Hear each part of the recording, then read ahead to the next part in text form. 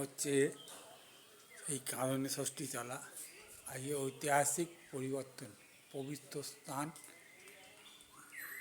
যে স্থানে এসে মায়ের কাছে সবাই আসে। প্রত্যেক অমাবস্যা হোম যজ্ঞ হয়, দারুণভাবে হয়। সুন্দর একটা পরিবেশ এখানে সৃষ্টি হয়েছে, খুব সুন্দর লাগে এখানে এসে, খুব ভালো লাগে এবং একটা মনের শান্তি মনে হয় পাওয়া যায়।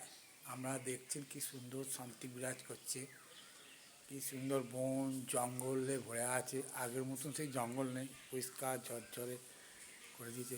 সামনে সামনে সরস্বতী নদী,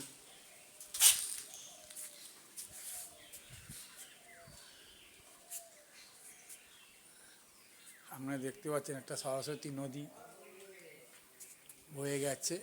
তার পাশেই এই কারণে ষষ্ঠীতলা, বিশাল সেই অশ্বত্থ গাছ, বহু পুরনো দিনের, যা ইতিহাস বহন করে চলেছে। যে নদীটা দেখতে পাচ্ছেন এখানে, সেই নদী দিয়ে এক সময় শুনেছি, কথিত আছে যে চাঁদ সওদাগর এখান থেকে ব্যবসা বাণিজ্য করত এই নদী দিয়ে। এবং আপনারা দেখতে পাচ্ছেন কি সুন্দর একটা বট গাছ বাঁধানো, পরিবেশ শান্ত শিষ্ট একটা পরিবেশ। মা তারা মা এখানে বিরাজ করছেন, মা তারা মা এখানে বিরাজ করছেন এবং সুন্দর একটা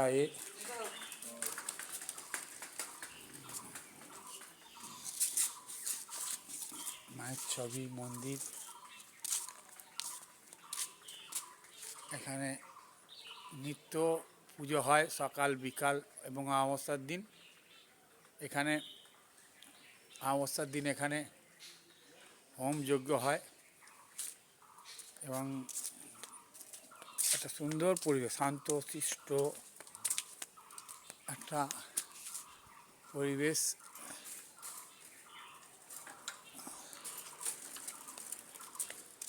এই সেই কাঁদনে ষষ্ঠীতলা,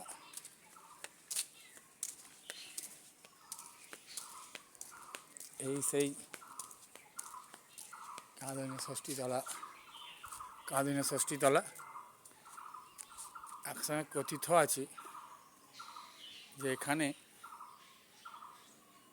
বাচ্চা ছেলে যারা মারা যেত সেখান দিয়ে হতা হতো। তো এখানে এত সুন্দর পরিবেশ গড়ে উঠেছে, দিনের রাত্রি যত রাত্রি হোক আমরা যেতে কোনো ভয় লাগবে না। দ্বিতীয় একটা তারাপীঠ ধরতে পারেন, দ্বিতীয় একটা তারাপীঠ। এখানে বন জঙ্গলে ভরা, সুন্দর সামনে দিয়ে একটা পিচের রাস্তা চলে গেছে। ঠাকুরমশাই আবার এসো। এখানে দেখতে পাচ্ছেন আর একজন এসছেন আমার সঙ্গে, তিনি চৈত্র মাসে আমাদের যে চড়ক রেখেছেন। এরকম জায়গাটা কেমন লাগে তোমার এখানে? ভালো, আমি সবসময় তো এখানে পড়ে থাকি। এখানে কেমন লাগে আপনার জায়গাটা? ভালো লাগে, খুব শান্তশিষ্ট পরিবেশ। বেশ, কোনো নেই, না, সবাই আসছে হ্যাঁ, মায়ের কাছে একটু শান্তির জন্যে, সবাই আসে। খুব সুন্দর একটা পরিবেশ এখানে। বলো ভালো আছে দা? এই চলছে। তাই সবাই জ্বালা আছে কি? হ্যাঁ, জ্বালা সবারই আছে। শান্তশিষ্ট পরিবেশ। যাই হোক,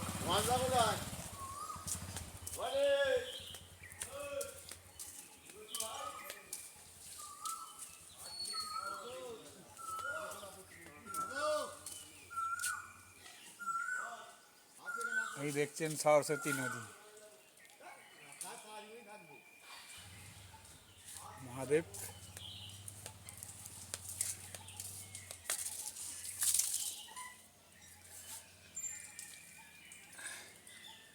মহাদেব মহাদেব বিরাজ করছেন।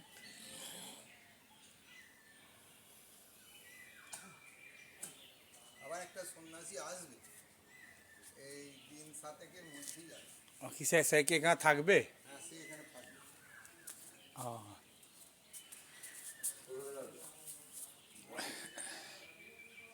ও বলে বলে আমাদের